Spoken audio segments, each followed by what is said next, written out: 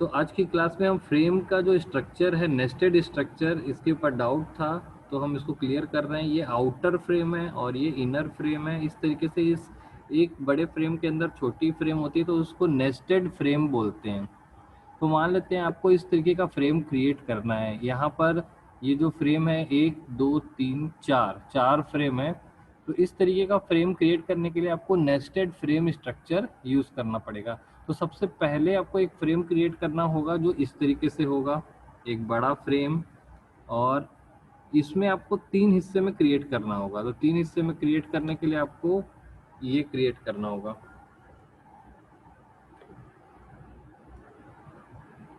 तो सबसे पहले आपको एक फ्रेम क्रिएट करना होगा जिसमें 3 रो होगी, 3 रो होगी। उसके बाद जो सेकेंड रो है, सेकेंड रो में 2 कॉलम क्रिएट करना होगा।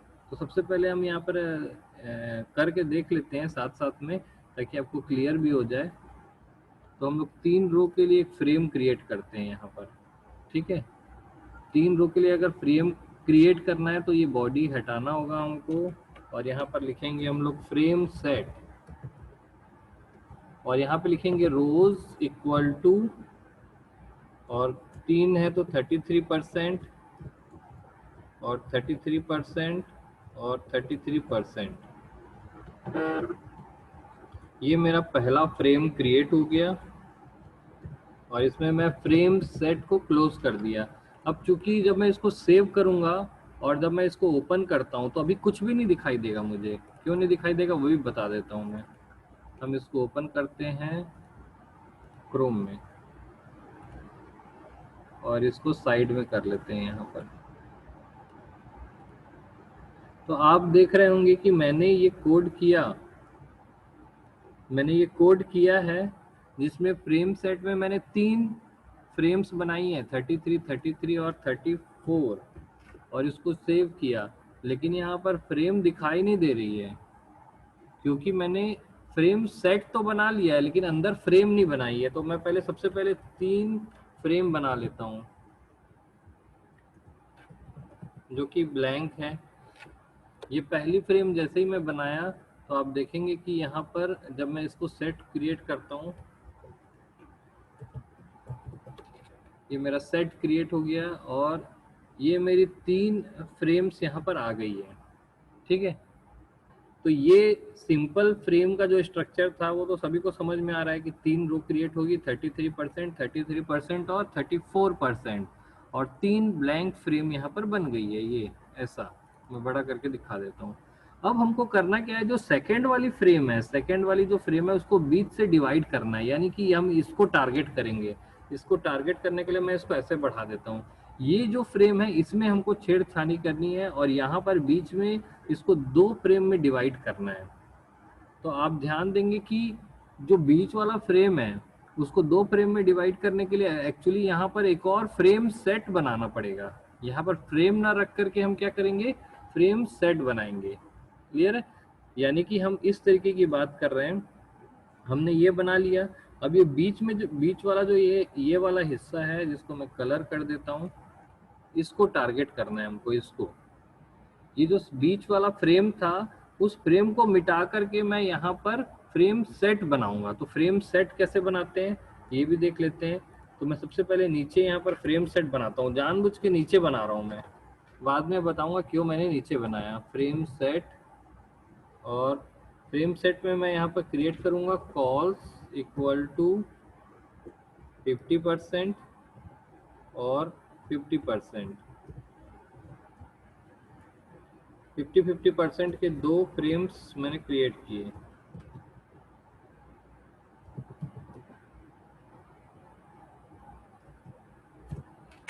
ठीक है। और यहाँ पर मैंने लिखा ये वाला,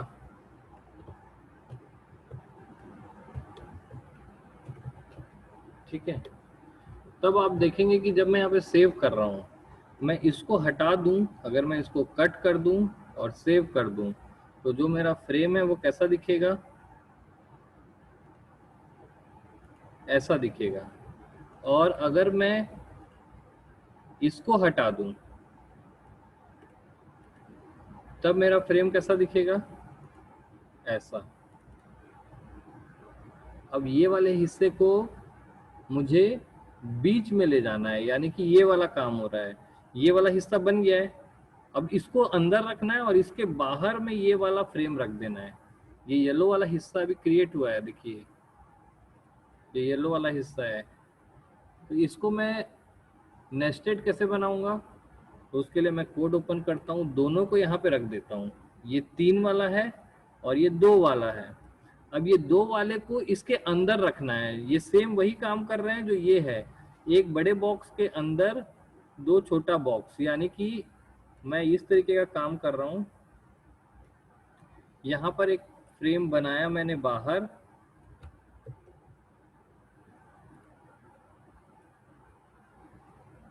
और ऐसा फ्रेम बनाया। अब मुझे करना क्या है कि मैं इस फ्रेम को ले जाऊंगा और उठा करके यहाँ पर रख दूंगा, या इसको मैं प्रॉपर कट कर देता हूँ। ये 2 फ्रेम बनी है, एक ये वाली है और एक ये वाली है। इसका कोड है यहाँ पर देखिए, ये 3 वाली है और ये 2 वाली है। तो अगर मुझे ऐसा बनाना है तो मैं इसको उठाऊंगा और ये बीच में ले जाके रख दूंगा, इसके अंदर, ये वाले फ्रेम के अंदर सेकंड वाले पोर्शन में रख दूंगा मैं इसको। तो सेम मैं यहाँ से ये कोड कट किया और ये बीच वाले पोर्शन को डिलीट किया और यहाँ पे रख दिया। क्लियर है? अब मैं इसको अलाइन कर देता हूँ तो आपको क्लियर समझ में आ जाएगा। ये देखिए, ये जो हिस्सा है, ये बीच वाला हिस्सा मैंने उठा के इसके बीच में रख दिया। क्लियर है? तो ये पहला फ्रेम सेट बना जिसमें 3 रो हुई, पहला, तीसरा, और जो बीच वाला है वो रो ना होकर के एक और फ्रेम सेट है जिसमें 2 कॉलम्स हैं। ये 2 कॉलम्स, ये तो ये हुआ पहला, जो कि ये वाला हिस्सा दिख रहा है। ये जो दिख रहा है वो ये है 1। अगर मैं यहाँ पर नंबरिंग कर दूं तो आपको यहाँ पर समझ में भी आएगा कि ये है 1, ये है 2, ये है 3, ये है 4। क्लियर है? और उसी प्रकार से यहाँ पर ये पहला फ्रेम है, यहाँ पर जो भी कोड करेंगे वो यहाँ दिखाई देगा। यहाँ पर जो फ्रेम ऐड करेंगे वो यहाँ दिखाई देगा, क्योंकि ये कॉलम में है, कॉलम का पहला 50%। यहाँ पर जो भी कोड करेंगे वो यहाँ दिखाई देगा, यहाँ पर जो भी कोड करेंगे वो यहाँ दिखाई देगा चौथे नंबर पे। तो अब मैं इसको सेव करता हूँ और जब मैं अब इसको रन करूँगा या लोड करूँगा तो आपको दिखाई देगा ऐसा फ्रेम सेट। क्लियर है? तो कौन सा फ्रेम किसके अंदर रखना है, नेस्टिंग कैसे करनी है, ये आप सी में भी पढ़ रहे होंगे, नेस्टेड इफ, ये सब नेस्टेड लूप। तो नेस्टेड का तरीका है एक के अंदर दूसरे को रखना और इससे कई सारे कॉम्बिनेशंस तैयार हो सकते हैं। जैसे आपको मैं एक बताता हूँ कि यहाँ पर चेस बोर्ड बनाना है आपको, तो चेस बोर्ड में कितने बॉक्सेस होते हैं, 64, 8 रो और 8 कॉलम्स होते हैं। तो आसानी से आप चेस बॉक्स बना सकते हो।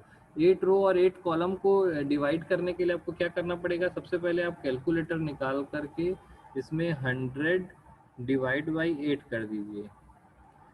तो एक जो कॉलम होगा वो 12.5% का होगा।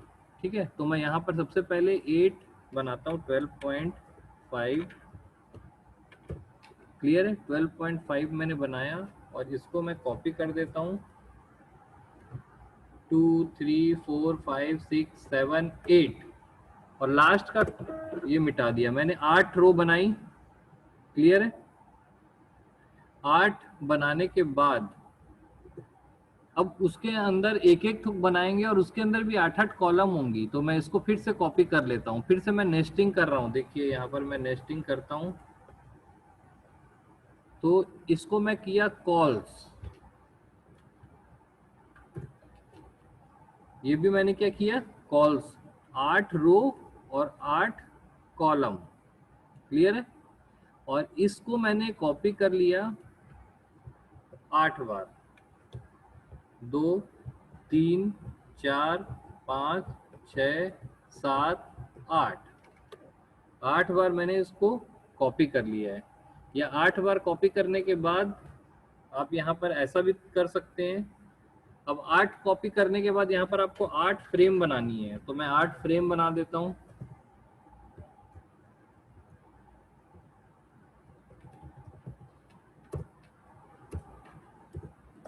ये पहली फ्रेम है और सारे फ्रेम को मैं ऐसा कर देता हूँ 2 3 4, या रहने दो कंफ्यूजन होगा, हम ऐसा करते हैं 2 3 4, और फिर इस 4 को मैं फिर से कॉपी कर दिया 4। तो ये पहला जो बना उसमें 8 फ्रेम्स बनी, पहले रो में 8 फ्रेम, पहले रो में 8 कॉलम की फ्रेम बनी, दूसरे में भी 8 कॉलम की फ्रेम बनी, तीसरे में भी 8 कॉलम की फ्रेम बनी, चौथे में भी 8 कॉलम की फ्रेम बनी। इस तरीके से पूरे 8 में बनेगी।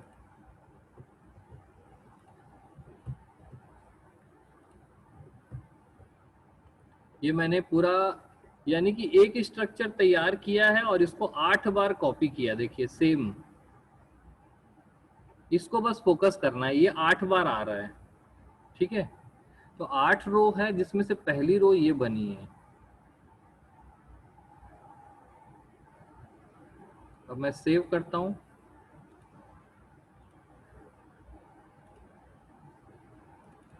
ये देखिए ऐसा स्ट्रक्चर आपका तैयार हो जाएगा। ये कैसे तैयार हुआ एक बार फिर से मैं बता रहा हूं।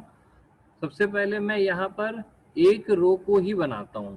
यहाँ पर मैंने क्या किया, एक रो को ही बनाया, तो इसको मैंने क्या कर दिया, इसको भूल जाओ आप, सिर्फ ये वाली लाइन को याद रखना है आपको 12.5, यानी कि सिर्फ इसको आप याद रखिए। किसको, ये जो पहली लाइन दिख रही है ना, ये वाली, ये पहली लाइन को देखिए, नीचे की ये सारे बॉक्सेस को भूल जाइए। पहले एक रो में कितने कॉलम है, 1 2 3 4 5 6 7 8 कॉलम है। तो अगर मैं इस 12.5 की बात करूं तो ये 12.5 में ये तैयार हो रहा है, जिसमें 1 2 3 4 5 6 7 8 फ्रेम है।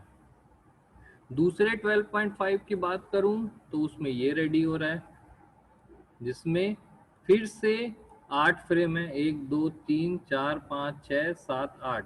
इसी तरीके से ये जो 8 फ्रेम का जो सेट है, 8 फ्रेम का सेट है, और ये भी 8 फ्रेम का सेट है। ऐसा टोटल 8 बार रिपीट हुआ है। कितने बार रिपीट हुआ है, 8 बार।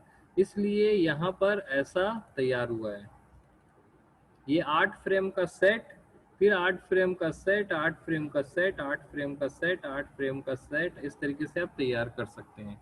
ठीक है, तो 8 फ्रेम का जो सेट है, अब आपको पता है इसमें ब्लैक कलर आएगा, इसमें व्हाइट आएगा, black white black white black white combination आप बनाइए, black white black white black white, chess board जैसा दिखाई देगा। इसको आप छोटा बड़ा करेंगे तो ये देखिए इस तरीके से चेस बोर्ड जो है वो रिसाइज होता जाएगा। इसको जैसा भी आप रिसाइज करेंगे, फ्रेम परसेंट पे काम कर रही है इसलिए वो रिसाइज होते जाएगी। देखिए